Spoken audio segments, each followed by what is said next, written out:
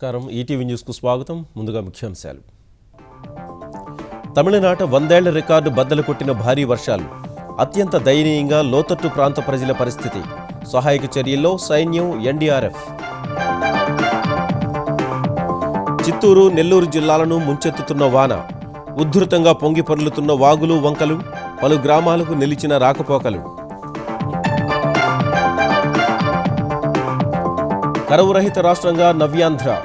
భూగర్భ జలాలను పెంచుతామని శ్వేతపత్రంలో చంద్రబాబు హామీ. అనంతపురంలో 10 హెక్టార్లకు నీటి గుంత. అమరావతిలో 16,000 కోట్లతో బాహ్య వలయ రహదారి. ఏపీ రాజధాని కమిటీ నిర్ణయం. ఇబ్రహీంపట్నం వద్ద అద్భుత వంతెన నిర్మించనున్న సర్కార్. ప్రజా సమస్యల పరిష్కారం కోసం ఒక్కో జిల్లాలో వారం రోజులు. ఆదిలాబాద్ నుంచే మొదలు పెడతానన్న కేసీఆర్. ప్రాజెక్టుల్ని పరిశీలిస్తానని వెల్లడి. తెలంగాణలో స్థానిక సంస్థల కోటా మండలి ఎన్నికలకు మోగనున్న నగారా. 12 స్థానాలకు నేటి నుంచే నామినేషన్ల స్వీకరణ. వ్యూహ ప్రతివ్యూహాల్లో పార్టీలు. అసహనంపై చర్చలో కేంద్రం సమాధానంపై విపక్షాల అసంతృప్తి. ప్రశ్నలకు సరైన సమాధానం ఇవ్వలేదన్న నేతలు. కొట్టిపారేసిన వెంకయ్య.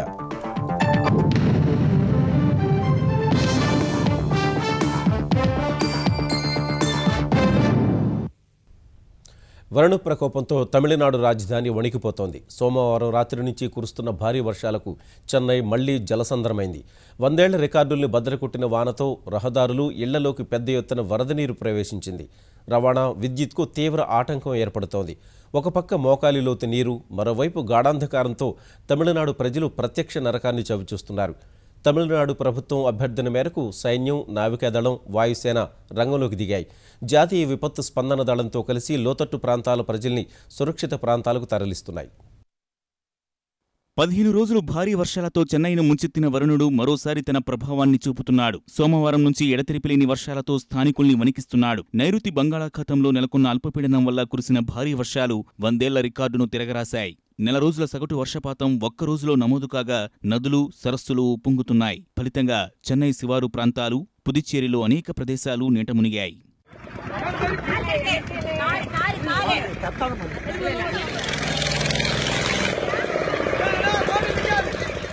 వర్షాలకు కాంచీపురం జిల్లాలోని శంబరంబాకం చెరువు నిండగా 26,000 క్యూసెక్కులను అడయార్ నదిలోకి వదిలారు. ఫలితంగా నదీ పరివాహక ప్రాంతాలైన చెన్నై, కాంచీపురం జిల్లాల్లోని లోతట్టు ప్రాంతాలు నీట మునిగాయి. తిరువళ్లూరు జిల్లాలోని కుశస్థలి నది ప్రమాద స్థాయిని దాటి ప్రవహిస్తోంది. చెన్నైకు నీరందించే పొలాల జలాశయం సైతం నిండిపోగా కిందకు వదిలే నీటి వల్ల లోతట్టు ప్రాంతాల్లోని ఇళ్లలోకి నీరు చేరింది. కొద్ది రోజుల క్రితం వరకు కురిసిన భారీ వర్షాల నుంచి తేరుకోకముందే మరో కొండపోత చెన్నై వాసులకు కంటి మీద కునుకు లేకుండా చేస్తోంది. అనేక వీధులు చెరువుల్ని తలపిస్తుండగా పడవలపై ప్రయాణం చేయాల్సిన దుస్థితి ఏర్పడింది. ఇళ్లలోకి ప్రవేశించిన వరద మధ్యే చాలా మంది కాలం వెల్లదీస్తున్నారు. ముందు జాగ్రత్తతో కొన్ని ప్రాంతాల్లో విద్యుత్ సరఫరా నిలిపివేయగా ప్రజలు అంధకారంలో గడిపారు. చెన్నై విమానాశ్రయం జలమయమవగా విమాన రాకపోకల్ని అధికారులు నిలిపివేశారు. పలు రైళ్లను రద్దు చేశారు. తమిళనాడులో వర్షాల వల్ల మరోసారి విద్యా సంస్థలు మూతపడ్డాయి. అర్ధ సంవత్సర పరీక్షలు, విశ్వవిద్యాలయాల్లో జరగాల్సిన పరీక్షలను వాయిదా వేశారు. 4 రోజుల పాటు భారీ వర్షాలు కురుస్తాయన్న హెచ్చరికలతో తమిళనాడు ప్రభుత్వం అప్రమత్తమైంది. వర్షాలతో ప్రాణాలు కోల్పోయిన వారి కుటుంబాలకు 4 లక్షల పరిహారం అందించాలని తమిళనాడు ముఖ్యమంత్రి జయలలిత అధికారులను ఆదేశించారు. ప్రధాని నరేంద్ర మోదీ జయలలితకు ఫోన్ చేసి కేంద్రం తరఫున పూర్తి సహాయ సహకారాలు అందిస్తామని హామీ ఇచ్చారు. చెన్నైలో సైన్యం, నావికాదళం రంగంలోకి దిగాయి. గ్యారిసన్ పదాతి దళానికి చెందిన సిబ్బంది సహాయక చర్యల్లో పాల్గొంటున్నారు. చెన్నైలోని సైదాపేటలో లోతట్టు ప్రాంతాల ప్రజల్ని నావికాదళ సిబ్బంది సురక్షిత ప్రాంతాలకు తరలించారు. నౌకాదళం, వాయుసేన ఏ క్షణంలోనైనా రంగంలోకి దిగేందుకు సిద్ధంగా ఉన్నాయి. జాతీయ విపత్తు స్పందనా దళం సహాయక చర్యల్లో చురుగ్గా పాల్గొంటోంది. చిత్తూరు, నెల్లూరు జిల్లాలను భారీ వర్షాలు అతలాకుతలం చేస్తున్నాయి. ఎడతెరిపిలేని వానలతో చెరువులు, వాగులు ఉప్పొంగుతున్నాయి.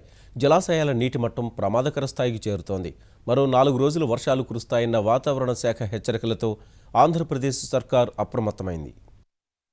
భారీ వర్షాలకు ఇప్పుడిప్పుడే తీరుకుంటున్న చిత్తూరు, నెల్లూరు జిల్లాల్లో మళ్లీ వరుణుడు విజృంభిస్తున్నాడు. నెల్లూరు జిల్లాలోని గూడూరు, నాయుడుపేట, తడ, వెంకటగిరి డివిజన్లలో భారీ వర్షపాతం నమోదైంది.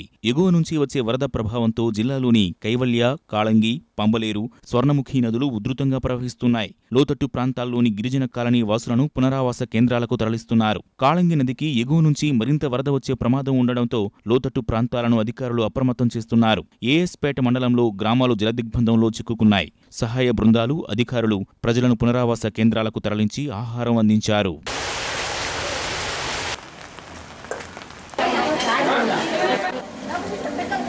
చిత్తూరు జిల్లాను వానలు వదలడం లేదు. 2 రోజులుగా కురుస్తున్న వర్షాలతో జిల్లాలోని చెరువులు, వాగులు, వంకలు పొంగుతున్నాయి. తిరుపతికి సమీపంలోని రాయల చెరువు నీరు రహదారిపైకి చేరడంతో చిత్తూరు, తిరుపతి మధ్య రాకపోకలు స్తంభించాయి. చెరువులకు గండ్లు పడి పలు గ్రామాలు జలదిగ్బంధంలో చిక్కుకున్నాయి. శ్రీకాళహస్తి, సత్యవేడు, చంద్రగిరి, నగరి పరిధిలోని పలు గ్రామాలకు రాకపోకలు స్తంభించాయి. వరద నీరు భారీగా వస్తున్నందున జలాశయాల గేట్లు ఎత్తేయడంతో గ్రామాలు జలదిగ్బంధంలో చిక్కుకున్నాయి. పుత్తూరులోని భవానీనగర్లో నీరు ప్రవేశించి 100 కుటుంబాలు రోడ్డున పడ్డాయి. చిత్తూరు జిల్లాలో నేడు పాఠశాలలకు సెలవు ప్రకటించారు. ఆంధ్రప్రదేశ్ను కరువు రహిత రాష్ట్రంగా మార్చేందుకు ప్రతి నీటి చుక్కను ఒడిసిపట్టి భూమిలోకి ఇంకేలా చేద్దామని ముఖ్యమంత్రి చంద్రబాబు పిలుపునిచ్చారు. నవ్యాంధ్రలో జలవనరులపై నీరు ప్రగతి పేరుతో శ్వేతపత్రం విడుదల చేసిన ఆయన కృష్ణా, గోదావరి, పెన్నా, వంశధార నదుల అనుసంధానంతో పాటు అనంతపురం జిల్లాలో నీటి కుంటల తవ్వకం చేపడతామన్నారు. వ్యవసాయం సంక్షోభం నుంచి రైతులను గట్టెక్కించే లక్ష్యంతో ప్రణాళికలు రూపొందిస్తున్న ఆంధ్రప్రదేశ్ సర్కార్ జలవనరుల స్థితిగతులపై శ్వేతపత్రం విడుదల చేసింది. వ్యవసాయ అనుబంధ రంగాల్లో 20% వృద్ధి రేటు లక్ష్యంగా పనిచేస్తున్నట్లు ఈ సందర్భంగా సీఎం తెలిపారు. విపక్షాలు విమర్శించినా పట్టిసీమ నుంచి తెచ్చిన 6.5 టీఎంసీల నీరు కృష్ణా డెల్టాకు సంజీవనిలా ఉపయోగపడిందన్నారు. 3,95,00,000 ఎకరాలు మనకుంది. అడవులు గాని, వాగులు గాని, వంకలు గాని, చెరువులు గాని మొత్తం చూస్తే 3,95,00,000 ఎకరాలుంది. ఇందులో ఇరిగేటెడ్ వ్యవసాయానికి పనికొచ్చే ల్యాండ్ 1,99,00,000.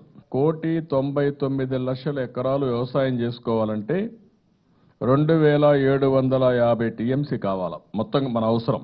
ఆంధ్రప్రదేశ్లో నీరు చెట్టు ఉత్తమ ఫలితాలను ఇచ్చిందని ముఖ్యమంత్రి చంద్రబాబు వివరించారు. ఈసారి మేము చేసిన ఎక్సర్సైజ్ నీరు చెట్టు one of the best exercise. 4 జిల్లాల్లో అనంతపూర్, చిత్తూరు, కడప, నెల్లూరు ఏవైతే ఇవి చేశామో all of a sudden flash floods వచ్చిన దానివల్ల ఈ వాటర్ని ఎక్కడికక్కడ నిలబెట్టుకోగలిగాం. క్యాస్కేడింగ్ ఆఫ్ ట్యాంక్స్కి నీళ్లు ఇవ్వగలిగాం. ఎక్కడికక్కడ ప్రొటెక్ట్ చేసుకునే కొందికి గ్రౌండ్ వాటర్ 33 మీటర్ల నుంచి 14 మీటర్లు చిత్తూరులో వచ్చేసింది. నెల్లూరులో 6.6 మీటర్లకు వచ్చేసింది. అనంతపూర్లో 15 మీటర్లకు వచ్చేసింది. కడపలో కూడా 15 మీటర్లకు వచ్చింది. This is a big exercise.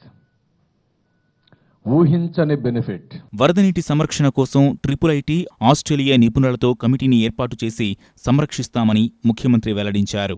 కన్వర్జెన్స్లో first time in India ground వాటర్లో కూడా ఆంధ్రప్రదేశ్ ఇస్ ఎ మోడల్. అంటే ఎవ్రీ 10 స్క్వేర్ కిలోమీటర్స్కి ఒక రెయిన్ గేజ్ ఉంటుంది, ఒక ఫిజియోమీటర్ ఉంటుంది. మీకు ఎంత రెయిన్ పడిందో తెలుస్తుంది. 1 మీటర్ గ్రౌండ్ వాటర్ రీఛార్జ్ అయితే 90 టీఎంసీ నీళ్లు. రాబోయే రోజుల్లో 3-8 మీటర్ల లోతులో వాటర్ ఉండాలనేది మా ఆలోచన. అంతవరకే ఉపయోగించాలి. 8 మీటర్ల కిందికి పోవడానికి వీల్లేదు. ఆంధ్రప్రదేశ్లో 6 లక్షల నీటి కుంటలు తవ్వాలని నిర్దేశించినట్లు వివరించారు. 1,500 మొబైల్ స్ప్రింకర్లతో ఈ ఏడాది పంటలు కాపాడామని పునరుద్ఘాటించారు. అనంతపూర్లో 10 హెక్టార్లకి ఒక ఫామ్ పాండ్, దానికే పంట సంజీవని పేరు పెట్టాను. 1 లక్ష పంట సంజీవనులు ఆ జిల్లాలో ఎస్టాబ్లిష్ చేయాలనుకుంటున్నాం. ఒకటి కరువు నివారణ, కరువు రహిత రాష్ట్రం. నేను మహాసంకల్పం గోదావరి పుష్కరాలప్పుడే చేశాను. అక్కడి నుంచి వర్కౌట్ చేశాం. ఈరోజు అది కార్యరూపం దాలుస్తూ ఉంది. ఇప్పటి నుంచి ఒక 5-6 లక్షల ఫామ్ పాండ్స్ తవ్వాలా. ఎవ్రీ 10 హెక్టార్స్కి ఒకటి తవ్వాలి. సాగునీరు, విత్తనాలు, ఎరువులు సక్రమంగా అందించే వ్యవస్థలను రూపొందించామన్న చంద్రబాబు ఇక మార్కెటింగ్ సమస్యపైన దృష్టి సారిస్తామని స్పష్టం చేశారు. తెలంగాణలో స్థానిక సంస్థల కోటా శాసనమండలి సభ్యుల ఎన్నికకు నేడు ప్రకటన విడుదల కానుంది. హైదరాబాద్ మినహా 9 జిల్లాల్లో జరిగే ఈ ఎన్నికల్లో మొత్తం 8,420 మంది ప్రజాప్రతినిధులు ఓటు హక్కు వినియోగించుకోనున్నారు. నోటిఫికేషన్తో పాటు నామినేషన్ల ప్రక్రియ ప్రారంభం కానున్నందున పార్టీలన్నీ వ్యూహ ప్రతివ్యూహాల్లో మునిగిపోయాయి. స్థానిక సంస్థల కోటాలు తెలంగాణ శాసనమండలి ఖాళీల భర్తీ ఎన్నికల ప్రక్రియ నేటి నుంచి మొదలు కానుంది. 12 మండలి స్థానాలకు ఎన్నికల సంఘం ఇవాళ నోటిఫికేషన్ విడుదల చేయనుంది. హైదరాబాద్ మినహా 9 జిల్లాల్లో ఎన్నికలు జరగనున్నాయి. పునర్వ్యవస్థీకరణ చట్ట ప్రకారం స్థానిక సంస్థల కోటాలు మరో 3 స్థానాలు పెరిగాయి. ఫలితంగా కరీంనగర్, రంగారెడ్డి, మహబూబ్నగర్ జిల్లాల్లో స్థానిక సంస్థల కోటా నుంచి మండలి సభ్యుల సంఖ్య 2కు పెరిగింది. మిగతా 6 జిల్లాలైన ఆదిలాబాద్, నిజామాబాద్, మెదక్, నల్గొండ, వరంగల్, ఖమ్మం జిల్లాల్లో ఒక్కో స్థానానికి ఎన్నికలు జరగనున్నాయి. నోటిఫికేషన్ విడుదల తర్వాత ఎన్నికల సంఘం నామినేషన్ల స్వీకరణ చేపడుతుంది. నామినేషన్ల దాఖలకు 9 వరకు గడువు ఉండగా 10న పరిశీలన ఉంటుంది. ఉపసంహరణకు ఈ నెల 12 వరకు గడువు ఉంటుంది. ఈ నెల 27న ఎన్నికలు, 30న ఓట్లు లెక్కిస్తారు. 8,420 మంది స్థానిక కోటాలో తమ ఓటు హక్కు వినియోగించుకోనున్నారు. మండలి ఎన్నికల నేపథ్యంలో ఇప్పటికే రాజకీయ పార్టీలు వ్యూహాలు రూపొందిస్తున్నాయి. ఆయా జిల్లాల్లో ఉన్న స్థానిక ప్రజాప్రతినిధుల బలం, రాజకీయ సమీకరణాల ఆధారంగా అభ్యర్థుల ఎంపిక, ఎన్నికలు అనుసరించాల్సిన అంశాలపై దృష్టి సారించాయి. జిల్లాల వారీగా నేతలు సమావేశాలు నిర్వహిస్తూ అభిప్రాయ సేకరణ చేస్తూ గెలుపు గుర్రాలపై అంచనాకొస్తున్నారు. 12 స్థానాల్లో గెలుస్తామని అధికార తెరాస ధీమాగా ఉండగా కొన్ని చోట్ల పోటీ ఇచ్చేందుకు కాంగ్రెస్ సమాయత్తమవుతోంది. ప్రభుత్వ అభివృద్ధి, సంక్షేమ కార్యక్రమాల పరిశీలనకు ముఖ్యమంత్రి చంద్రశేఖరరావు త్వరలోనే జిల్లాల బాట పట్టనున్నారు. ఆదిలాబాద్ జిల్లా నుంచి ఈ కార్యక్రమాలను మొదలుపెట్టాలని నిర్ణయించారు. ఆదిలాబాద్ జిల్లా ఎమ్మెల్యేలతో సమావేశమైన ఆయన ఈ విషయాన్ని వెల్లడించారు. ఒక్కో జిల్లాలో వారం రోజుల పాటు ఉండి నియోజకవర్గాల వారీగా సమీక్షలు నిర్వహించనున్నట్లు ఆయన వెల్లడించారు. సాగు, తాగునీటి ప్రాజెక్టులు, రహదారులు, వంతెనల్ని పరిశీలించనున్నారు. ఆదిలాబాద్ జిల్లా ఎమ్మెల్యేలతో భేటీ అయిన కేసీఆర్ జోడేఘాట్లోని కొమురం భీం వారసులందరికీ 2 పడక గదుల ఇళ్లు మంజూరు చేయాలని ఆదేశించారు. ప్రతి మండల కేంద్రానికి 2 వరుసల రహదారిని వేయాలని స్పష్టం చేశారు. ఆదిలాబాద్ జిల్లాలోని పెండింగ్ ఎత్తిపోతల పథకాలను వెంటనే పూర్తి చేయాలని మంత్రి హరీష్ రావుకు సూచించారు. శ్రీ వెంకటేశ్వర వైద్య కళాశాల 6వ స్నాతకోత్సవంలో పాల్గొనడం సహా అభివృద్ధి కార్యక్రమాల్లో పాల్గొనేందుకు ముఖ్యమంత్రి చంద్రబాబు నేడు తిరుపతిలో పర్యటిస్తారు. హైదరాబాద్ నుంచి తిరుపతి వెళ్లనున్న ముఖ్యమంత్రి మహతి కళాక్షేత్రంలో జరగనున్న స్విమ్స్ 6వ స్నాతకోత్సవానికి హాజరవుతారు.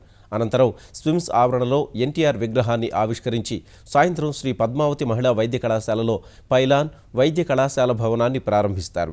ఆ తర్వాత జిల్లా అధికారులతో వరద సహాయక చర్యలపై సమీక్షించనున్నారు. సమీక్ష ముగిసిన తర్వాత విజయవాడ బయలుదేరతారు.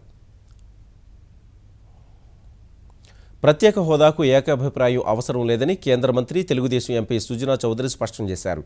కేంద్రం ఆంధ్రప్రదేశ్కు నష్టం జరగకుండా చూస్తుందని ఆయన ఢిల్లీలో విశ్వాసం వ్యక్తం చేశారు.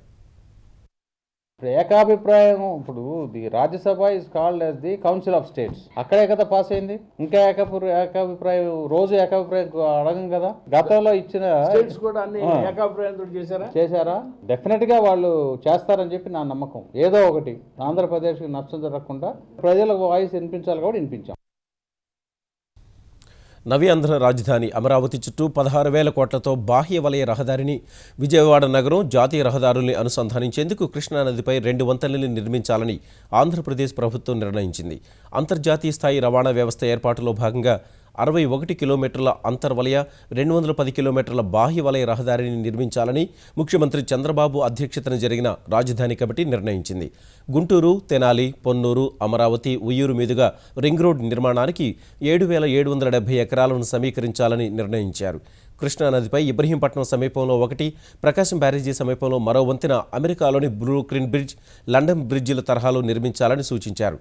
ఈ వంతెన నిర్మాణ బాధ్యతను కేంద్రానికి అప్పగించాలని తీర్మానించారు.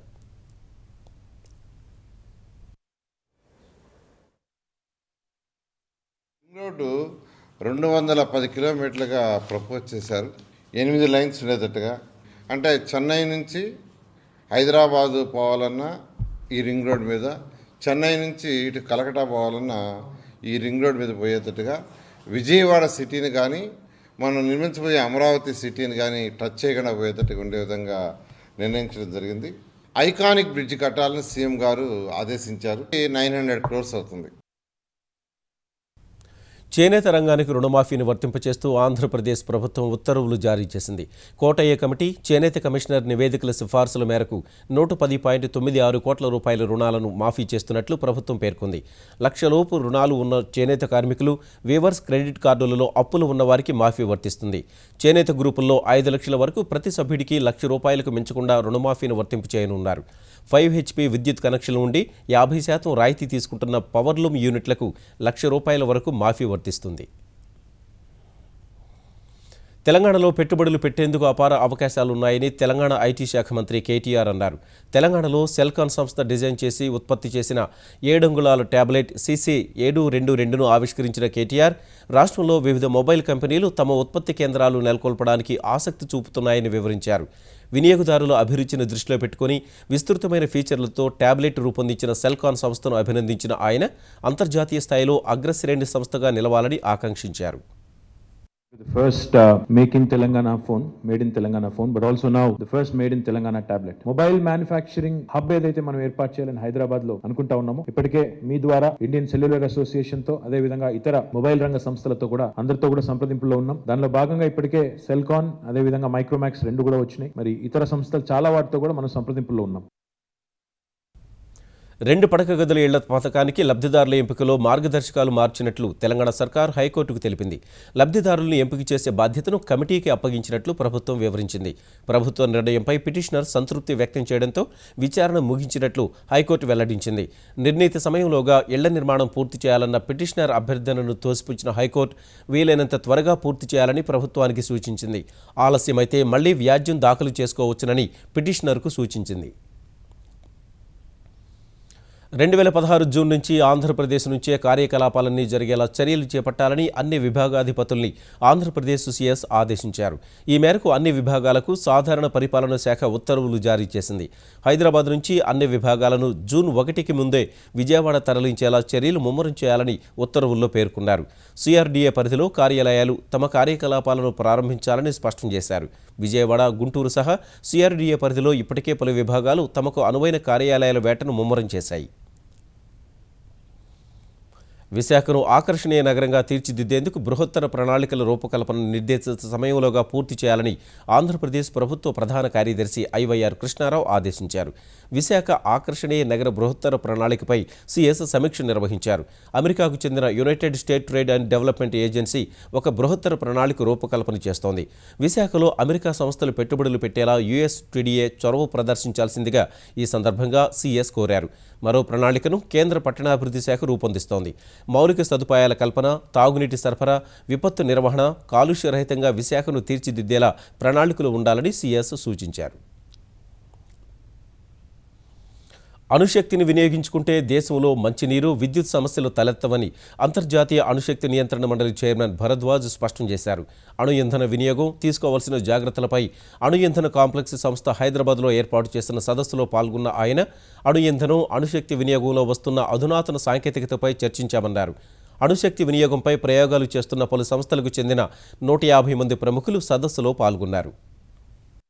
Today, there are around 437 nuclear power reactors operating in 31 countries. And during the last year, these reactors have provided approximately 2,400 billion units of electricity, which is 11% of the world's electricity. And right today, somewhere else, the world in unanimity is looking for alternatives to limit global warming. Nuclear for environment is gaining wider recognition.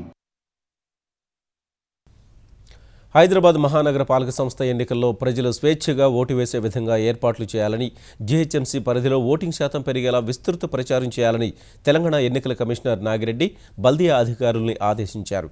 Greater Hyderabad ఎన్నికల కోసం నియమించిన returning, సహాయ returning అధికారులకు నిర్వహించిన అవగాహన కార్యక్రమంలో పాల్గొన్న ఆయన ప్రజాస్వామ్యం బలోపేతం కావాలంటే అంతా ఓటింగ్లో పాల్గొనాలని పిలుపునిచ్చారు. పారదర్శకంగా ఎన్నికల నిర్వహణకు అధికారులు సమాయత్తం కావాలన్నారు. GHMC is a very, very large organization. GHMC is 1/3 of Telangana state in terms of population. And if you talk in terms of economy, in terms of importance, perhaps much, much more. Major part of Telangana, because whole Telangana depends on Hyderabad. It is the income which comes from this city. It is the infrastructure which is provided by this city, guidance given by this city that drives and that leads the state. It's a very, very important election and all of us have to work hard with whole heart నిర్బంధ తమిళ విధానాన్ని నిరసిస్తూ ఈ నెల 9న ఢిల్లీలో మహాధర్నా నిర్వహిస్తామని తమిళనాడు తెలుగు యువశక్తి సంఘం ప్రకటించింది. జంతర్ మంతర్ వద్ద ధర్నాతో పాటు పార్లమెంటు వరకు పాదయాత్ర నిర్వహించనున్నట్లు సంఘం అధ్యక్షుడు జగదీశ్వర్ రెడ్డి తెలిపారు. ఈ మేరకు హైదరాబాద్లో గోడ పత్రికను ఆవిష్కరించిన తెలుగు యువశక్తి సంఘం నాయకులు రాజకీయ పార్టీల మద్దతు కోరారు. తమిళనాడులో నివసించే అటు తెలుగు ప్రజలు, కన్నడ ప్రజలు, మలయాళ ప్రజలు, ఉర్దూ భాషా అల్పసంఖ్యాకులైన అందరి సమస్య గురించి పట్టించుకోవాలని చెప్పేసి ఢిల్లీలో ధర్నా కార్యక్రమం చేపట్టడం జరిగింది. 2 కోట్ల మంది తెలుగు వాళ్ళు ఉన్నటువంటి పైన ఉన్నారు. ఇంకా తమిళనాడులో ఈ రకంగా జయలలిత గారు ఇప్పటికైనా ఆలోచించి చేయాల్సినటువంటి అవసరం ఉంది. ఇప్పుడు ఆంధ్ర, తెలంగాణ ఉంది. అన్ని పార్టీలు కూడా ఎప్పుడు కూడా మాకు ఆ భేదం లేదు ఎక్కడ కూడా. కనుక ఇదే విధంగా తమిళనాడు జయలలిత గారికి కనువిపోయేటట్టు ఈ జంతర్ మంతర్ జరిగే ధర్నాకి మేము అందరం కూడా సపోర్ట్ చేస్తామని చెప్పేసి. పొట్టి శ్రీరాములు తెలుగు విశ్వవిద్యాలయం 30వ వ్యవస్థాపక దినోత్సవం సందర్భంగా ప్రముఖ దర్శకులు, కళావేత్త బి నరసింహరావుకు విశిష్ట పురస్కారం ప్రదానం చేస్తామని ఉపకులపతి ఆచార్య ఎల్లూరి శివారెడ్డి తెలిపారు. తెలంగాణ చరిత్రకు సంబంధించి త్వరలో ఒక గ్రంథానికి రూపకల్పన చేస్తున్నట్లు ఆయన వెల్లడించారు. చరిత్ర విభాగాలను విడిగా రూపొందించి తెలంగాణలో చరిత్రలో పరిశోధకులైనటువంటి పెద్దల చేత ఆ గ్రంథాన్ని తయారు చేస్తున్నాం. బహుశా అది వారం 10 రోజుల్లో ఆ గ్రంథం సిద్ధమవుతుంది. ఇప్పుడు పరీక్షలు రాసే విద్యార్థులకు కానీ, తెలంగాణ అభిమానులకు కానీ ఆ చరిత్ర చదువుకుని తెలుసుకునేటటువంటి అవకాశం చాలా వరకు ఉంది. ఇది మాత్రం చాలా ప్రామాణికంగా ఉంటుంది. ఇప్పుడు రాష్ట్రేతర ఆంధ్రులకు కూడా తెలుగు విశ్వవిద్యాలయం సేవ చేస్తుంది. అసహనంపై రాజ్యసభలో ప్రధాని మోదీ ఇచ్చిన సమాధానం ప్రసంగంలో కాకుండా ప్రవచనంలో ఉందని సిపిఎం ప్రధాన కార్యదర్శి సీతారాం యేచూరి విమర్శించారు. మతోన్మాదానికి, అసహనానికి వ్యతిరేకంగా తమ నిరసన కొనసాగుతుందని ఆయన స్పష్టం చేశారు. ప్రశ్నలకి ఆ సమాధానానికి ఏమీ సంబంధం లేదు. ఆయన ఏదో ప్రచారం కింద ప్రవచనం చేయడం తప్పితే ఏ అంశాలైతే ఎత్తామో ఒక్కదానికి సమాధానం ఇవ్వలేదు. నేను ఇచ్చిన నోటీస్ ఇప్పుడు ఉంది ముందర, హౌస్ ముందర. అది రావాలి. నెక్స్ట్ వీక్ ఏ రోజు వస్తుందో అది వస్తుంది. అసహనంపై కేంద్ర హోంమంత్రి రాజ్నాథ్ సింగ్ ఇచ్చిన సమాధానంపై తెరాస ఎంపీ కవిత అసంతృప్తి వ్యక్తం చేశారు. ప్రతిదాడి అనేటటువంటి శైలి తప్పితే బాధ్యత తీసుకొని మరి ఇటువంటి వాతావరణం లేకుండా ఉండేలాగా, దేశంలో ఒక మంచి శాంతిపూర్ణమైన వాతావరణం ఉండేలాగా చూస్తామని మాత్రం భారతీయ జనతా పార్టీ నుంచి రాలేదు. 7-8 గంటల తీవ్రమైనటువంటి సుదీర్ఘ చర్చ తర్వాత హోంమంత్రి రాజ్నాథ్ సింగ్ గారు ఇచ్చినటువంటి జవాబు మాత్రం ఏమాత్రం సంతృప్తికరంగా లేదు. కానీ ఇదే ఓరవడి కొనసాగినట్టయితే దేశంలో ఉండేటటువంటి వాతావరణం కలుషితం అవుతుంది. కాబట్టి ఇప్పటికన్నా అధికార పార్టీ రియలైజ్ అవ్వాలి. ఇందిరాగాంధీ హయాంలో విధించిన అత్యవసర పరిస్థితిని కాంగ్రెస్ నేత ఆనంద్ శర్మ సమర్థించడాన్ని పార్లమెంటరీ వ్యవహారాల మంత్రి వెంకయ్యనాయుడు తప్పుపట్టారు. ఆ మాట పార్టీ అభిప్రాయమో లేక వ్యక్తిగతమో స్పష్టం చేయాలని ఆయన డిమాండ్ చేశారు. అసహనంపై ప్రభుత్వం సరిగా సమాధానం ఇవ్వలేదన్న విమర్శలను ఆయన తోసిపుచ్చారు. సమాధానము స్పష్టంగా, సవివరంగా కేంద్ర గృహ మంత్రి చాలా చక్కగా, ఓపికగా, నేర్పుగా, ఓర్పుగా సమాధానం చెప్పాడు. కానీ అది వినేందుకు వీళ్ళకి ఓపిక లేదు. ఆరోపణలు చేయడము, వెళ్లిపోవడము, వాళ్ళపైన ఉమ్మేయడము, పరిగెత్తి వెళ్ళిపోవడం ఒక సామెత ఉంది. ఆ విధంగా కాంగ్రెస్ పార్టీ వ్యవహరిస్తూ ఉంది. కానీ ఇవాళ కాంగ్రెస్ పార్టీ యొక్క వాదన తిరిగి దాన్ని తిప్పికొట్టేసరికే సమాధానం వినేంటి ఓపిక కూడా లేక అసహనానికి గురై కాంగ్రెస్ పార్టీ నాయకులు సభ నుంచి బహిష్కరించారు తప్పితే మరేం కూడా కాదు. స్వచ్ఛ భారత్ స్ఫూర్తితో పారిశుద్ధ్యంపై అవగాహన, బాధ్యత పెంచే దిశగా భాజపా పాలిత రాష్ట్రాలు అడుగులు వేస్తున్నాయి. స్థానిక సంస్థల ఎన్నికల్లో పోటీ చేసే వ్యక్తి ఇంట్లో తప్పనిసరిగా మరుగుదొడ్డి ఉండాలనే షరతు విధిస్తున్నాయి. ఈ మేరకు ఇటీవలే హర్యానా సర్కార్ పంచాయతీరాజ్ చట్టంలో మార్పులు చేయగా, తాజాగా మహారాష్ట్ర ప్రభుత్వం కూడా త్వరలో జరిగే పురపాలక ఎన్నికల్లో మరుగుదొడ్డి నిబంధన అమలు చేయాలని నిర్ణయించింది. ఈ మేరకు మంత్రివర్గంలో తీర్మానించిన ఫడ్నవీస్ ప్రభుత్వం ప్రైవేట్, ప్రభుత్వ భాగస్వామ్యంతో మురికివాడల్లో ఉన్న వారికి రాయితీపై గృహవసతి కల్పించాలని నిర్ణయించింది. కాలుష్య పరీక్షల కళ్లుగప్పేలా వాహన ఇంజిన్లకు పరికరాలను అమర్చిన కుంభకోణంలో తప్పు అంగీకరించిన జర్మనీకి చెందిన ఫోక్స్ వ్యాగన్ సంస్థ భారత్లో అమ్మిన 3,23,700 వాహనాలను వెనక్కి తీసుకోనుంది. 2008 నుంచి నవంబర్ 2015 మధ్యలో విక్రయించిన ఆడి, స్కోడా, ఫోక్స్ వ్యాగన్ బ్రాండ్ల కార్లను వెనక్కి తీసుకుంటామని ఆ సంస్థ ప్రకటించింది. ఫోక్స్ వ్యాగన్ రూపొందించిన డీజిల్ వాహనాల్లో EA189 ఇంజిన్లలో అమర్చిన పరికరం కాలుష్య పరీక్షలను మోసం చేస్తోందన్న ఫిర్యాదుపై కేంద్రం దర్యాప్తునకు ఆదేశించగా భారత యంత్ర పరిజ్ఞాన పరిశోధన సంస్థ ARAI ఆ విషయాన్ని నిర్ధారించింది. ప్రపంచవ్యాప్తంగా పరికరంతో తయారు చేసిన 1,10,00,000 వాహనాలను అమ్మినట్లు వోక్స్ వ్యాగన్ సంస్థ స్పష్టం చేసింది.